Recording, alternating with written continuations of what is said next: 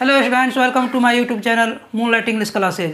Dear students, आज के class में मैं आप लोगों को बतला रहा हूँ कि आर्टिकल, जैसे पिछले क्लास में मैंने आर्टिकल स्टार्ट किया था, तो उसमें डेफिनिट आर्टिकल और इनडेफिनिट आर्टिकल के बारे में मैंने आप लोगों को पढ़ाया था कि व्हाट इज आर्टिकल। आर्टिकल क्या है कि डिटरमाइनर परिवार का एक सदस्य होता है। ये मैंने पहले पिछले क्लास में मैंने आप लोगों को बतला दिया था। आर्टिकल दो है, डेफिनिट और इनडेफिनिट आर्टिकल है। चलिए, आज के क्लास में मैं आप लोगों को पढ़ा रहा हूँ कि प्लेसिंग ऑफ एन का प्लेस कहाँ कहाँ एन लेता है। इसके बाद पढ़ाएंगे यूजेज ऑफ एन।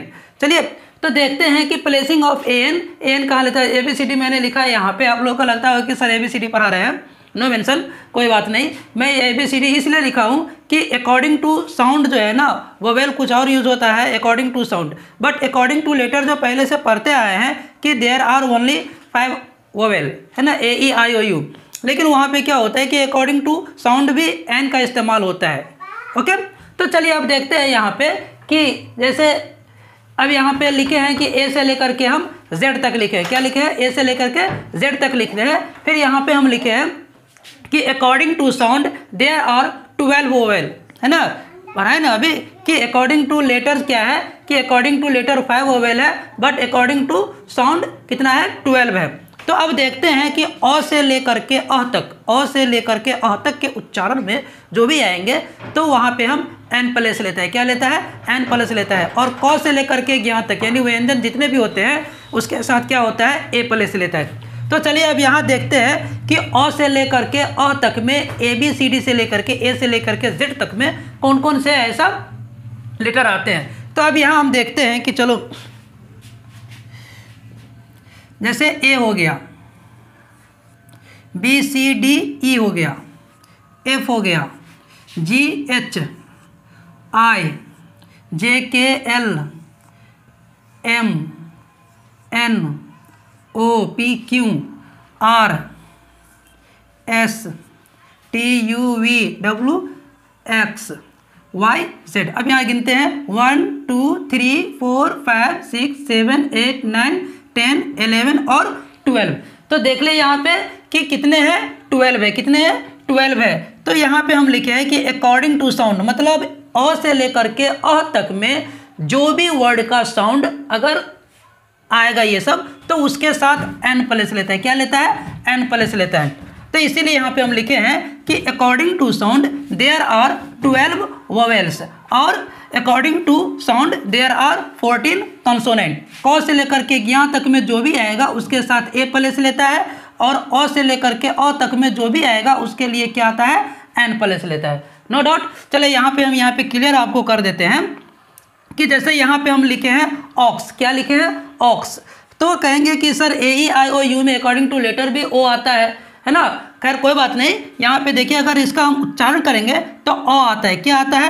अ आता है, जो एक क्या है? स्वर व्यंजन है, स्वर वर्ण है। ओके, तो यहाँ पे हम क्या देंगे बतलाइए? ए एन एन का इस्तेमाल होगा।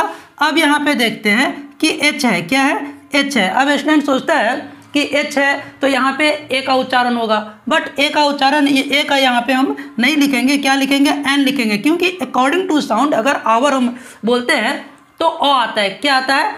अ आता है, जो अ से लेकर के अ तक में हमारा स्वर वर्ण में क्या है? स्वर वर्ण के अंतर्गत आता है। हिंदी में क्या आता है? स्वर वर्ण के अंतर्गत आता है। ओके, तो यहाँ पे हम क्या इस्तेमाल करेंगे? ए का इस्तेमाल करेंगे। ठीक, फिर यहाँ पे है ऑनेस्ट। ऑनेस्ट भी क्या होता है? अ आता है। यहाँ भी हम क्या करेंगे? एन का इस्तेमाल करेंगे। यहाँ भी क्या करेंगे? हम एन का इस्तेमाल करेंगे। ओके, फिर यहाँ देखते हैं एक्सरे है। अब यहाँ पे क्या होता है कि ये सब थोड़ा मतलब डाउटफुल वर्ड है कि जहाँ पे विद्यार्थी क्या होता है कि थोड़ा वहाँ पे डाउट है ना, डायरेक्ट ए का इस्तेमाल कर देता है। तो यहाँ पे एक्सरे, अगर इसका हम उच्चारण करेंगे, यहाँ पे देखते हैं अकॉर्डिंग टू साउंड यहाँ पे हम दिए हैं एक्सरे को किसके? वोवेल के अंतर्गत रखे हैं। तो यहाँ पे हम क्या करेंगे? एक्सरे के पहले एन का इस्तेमाल करेंगे। एम ए, अगर इसको लिखते हैं तो एम, है ना, ए आता है। ठीक है, ये क्या होगा? यहाँ पे एन का इस्तेमाल होगा। ओके, इस तरीके से कई ऐसे वर्ड है ग्रामर में, है ना, जहाँ पे हमको क्या करना है? एन का इस्तेमाल करना है। ओके, अब यहाँ पे हम देखते हैं कि according to sound there are 14 consonant, मतलब अ से लेकर क से लेकर के यहाँ तक में जो भी आएगा वहाँ पे हम क्या चीज़ का इस्तेमाल करेंगे, ए का इस्तेमाल करेंगे। ओके, अब यहाँ पे देखते हैं, जैसे यहाँ पे लिखा है कि यंग मैन, क्या लिखा हुआ है, यंग मैन, तो यो है, इसका क्या है उच्चारण, यो से आता है, तो यहाँ पे हम ए का इस्तेमाल करेंगे। वन आइड मैन, ओ है, तो वो और होते हुए भी यहाँ पे हम एन का इस्तेमाल नहीं करेंगे। इस चीज़ को थोड़ा मतलब ध्यान से आप लोग समझ जाइए कि ओ देख करके हम डायरेक्ट एन का इस्तेमाल नहीं कर देंगे, क्योंकि वन वो से आता है, क्या आता है, वन आइड मैन, वो नो वन आता है, तो वो क्या है, व्यंजन वर्ण है, क्या है, व्यंजन वर्ण है, तो यहाँ पे हम ए वन आइड मैन देंगे। ठीक है, फिर यहाँ देखते हैं यूनिवर्सिटी, तो यू का जो उच्चारण क्या होता है, यो से आता है, क्या है, यो, जो व्यंजन वर्ण के अंतर्गत आता है, किसके अंतर्गत आता है, व्यंजन वर्ण के अंतर्गत आता है, तो यहाँ पे हम क्या चीज़ का इस्तेमाल करेंगे, यूनिवर्सिटी से पहले ए का इस्तेमाल करेंगे। ओके, फिर यहाँ पे है हम्बल मैन, है ना, एच है, तो यहाँ पे एच का उच्चारण क्या है, हो से है, तो यहाँ पे हम ए का इस्तेमाल करेंगे। ठीक है, किसका इस्तेमाल करेंगे, ए का इस्तेमाल करेंगे। तो इस तरीके से मैंने देखा डियर स्टूडेंट्स कि अकॉर्डिंग टू साउंड जो है वोवेल कितने हैं, 12 है, वोवेल कितने हैं, 12 है।